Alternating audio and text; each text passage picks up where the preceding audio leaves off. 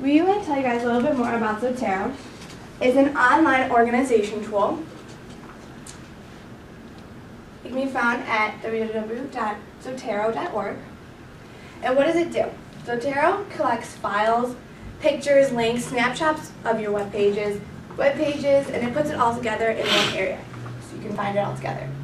Can insert citations and make bibliographies for papers. It includes like your MLA format, your APA. It gives a long list from you. You can pick whichever one you want. It allows you to collaborate with others. So if you're in a group, you can see what the other person is working on if you log in with the same username. And then you can sync from other libraries, or like from other computers. So if you're at the library and you want to access what you did at home, all you have to do is put in your username and it'll come right up.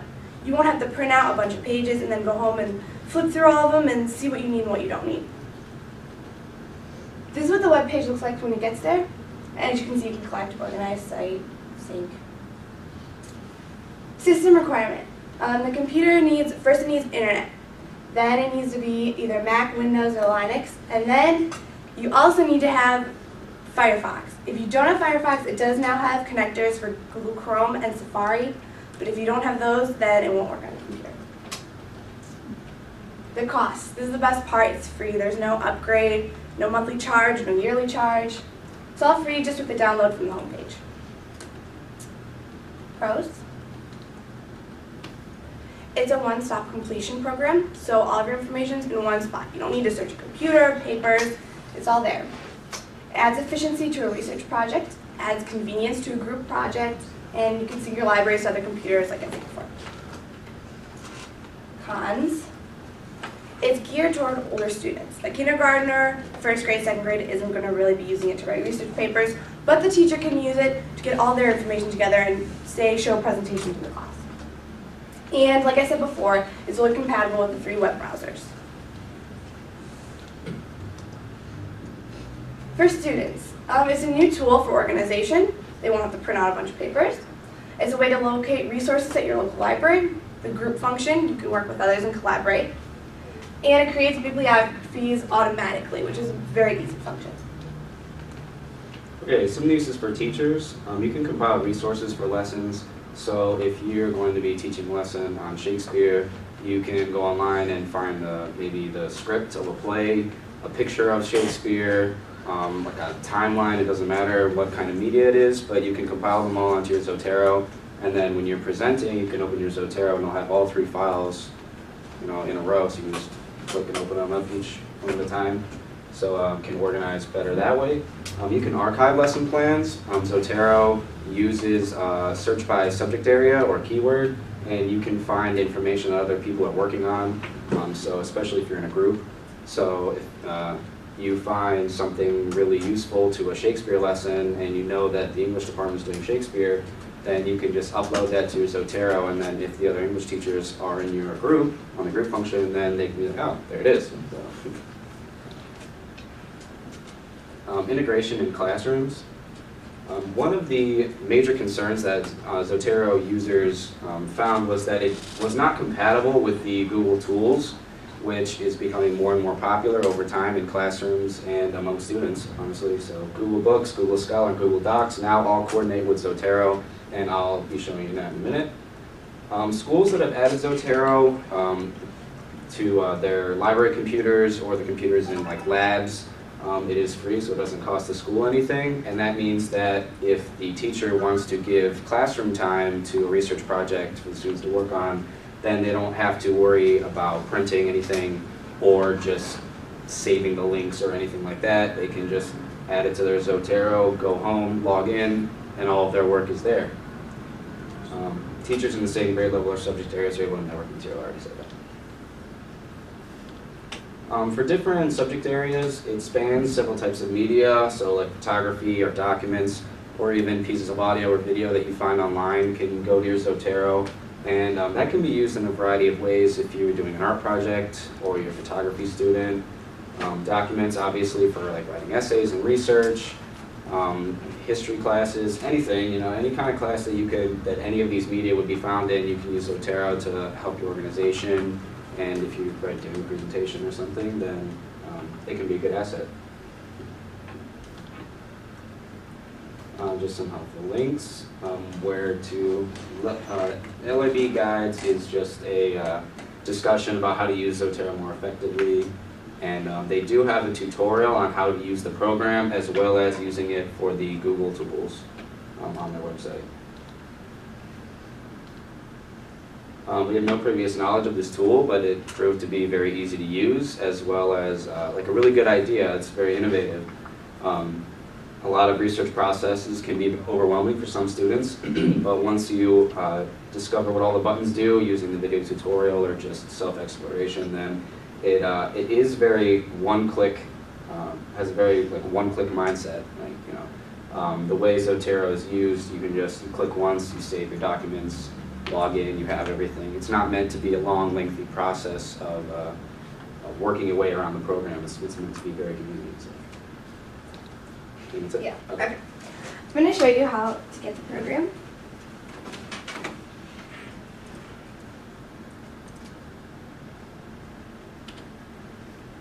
Okay, www.zotero.org.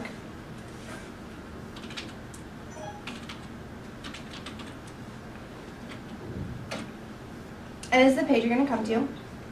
First, you need to register like all online tools. Username, email. You can go back. After you log in, you're going to hit download now. And if you have Firefox, you're going to hit that one. If you have Windows, Mac, or Linux, you hit the others. And if you don't have Firefox, you have to hit the connector for whichever system you have. And I'll show you what the connector does in a minute. So you need both. After that, this little box is going to come up on your screen after your download. This section is your library, all of your folders. This is going to be everything in your folders, and this is notes you have. So if you go to the settings, preferences, sync, and type in your username,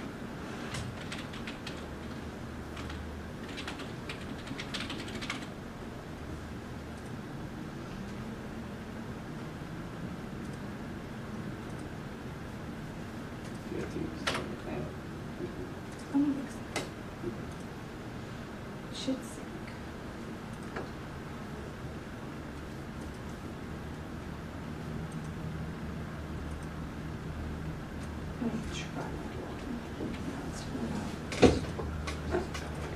Well, if you, I don't know why it's not working on this computer, but if you hit sync, all of your information from your other computers should pop up. And then this side is going to be what's in your folders. This is going to be the information you've saved, and this is where you can add notes to that. Now, if you go back to, say you want an article from New York Times.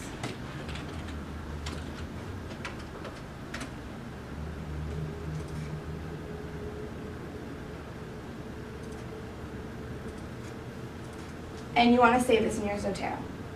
Up at the top, this little button says it's a newspaper article. All you have to do is click it once, and it'll save your item in your Zotero. You can go back, and here it is. Add notes is an easy click. So all of your information is saved just with that little click of the button. Do you want to show them?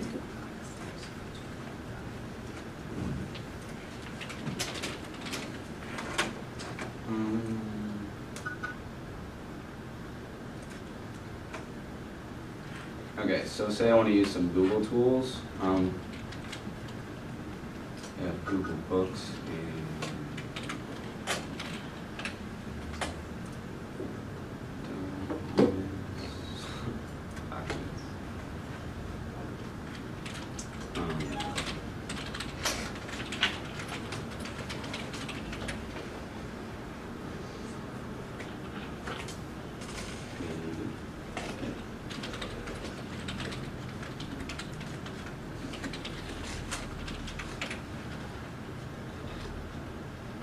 Okay, so if we're studying Shakespeare plays,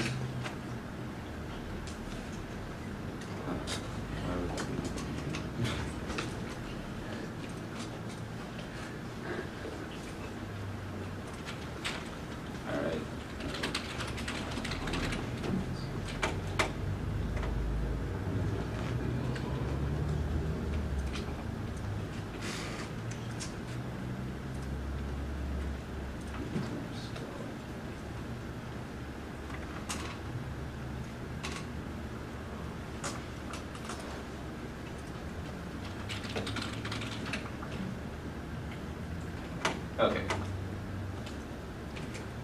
Say I'm researching Shakespeare with Google Scholar, and I have all of these pages. I can use the Zotero function, and I can pick, these are all the pages that it pulled up, so the top 10 results or whatever, and I can click individual ones to move to the Zotero, or I can select all of them. So say I want these two. Those will go over here, right here. If I'm using Google Books, Google Documents, it will work the same way, and I can archive them that way. And then the other function we were looking at with the bibliographies and citations, if you drag this information, it should give you a bibliography. And if you hold down Shift while you drag, it will just give you a little citation. So that can be useful, obviously, if you're writing like a research paper, and you can use your information within the paper. You can just quote as you go or add it to the works cited page at the end. That's it. You see why I need to put the I don't think so. Okay. Anyone have any questions? Yes. Yeah. Is there a way to change which format it cites in, like APA or MLA? There has to be. Yes, there is. We haven't figured out exactly where everything is on there, but if you there's a Google video that actually shows where all that is. But yeah, you can.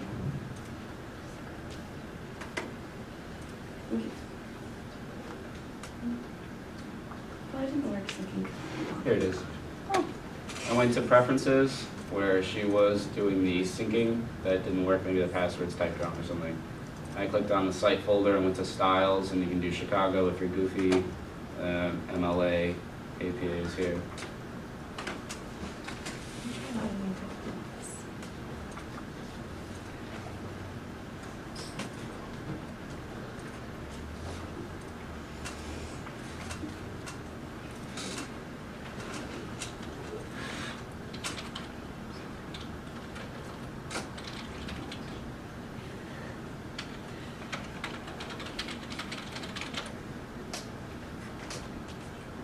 Here's my collection. Oh. I just didn't log in on the website.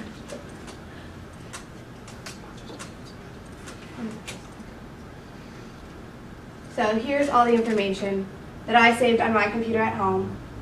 And you can pull it up on any computer if you just log in and you sync it, where I showed you going to the preferences, sync, and putting in your username. Like I saved Hamlet, Shakespeare, and then how to use Zotero video. That's it. That's all. Any more questions? Yeah, okay, go.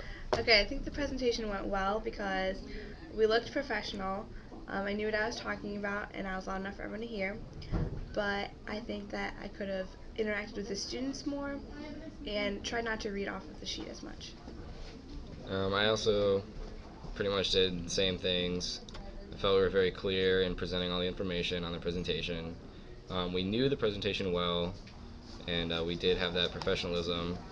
The only thing is the demonstration part with the syncing and the Google tools could have been a little bit more smooth. I think if we had the opportunity to practice the demonstration part on that computer, then maybe we would have been more prepared for it. But I don't think it went too badly. I don't think we lost the students during the demonstration. I think they knew what we were talking about, and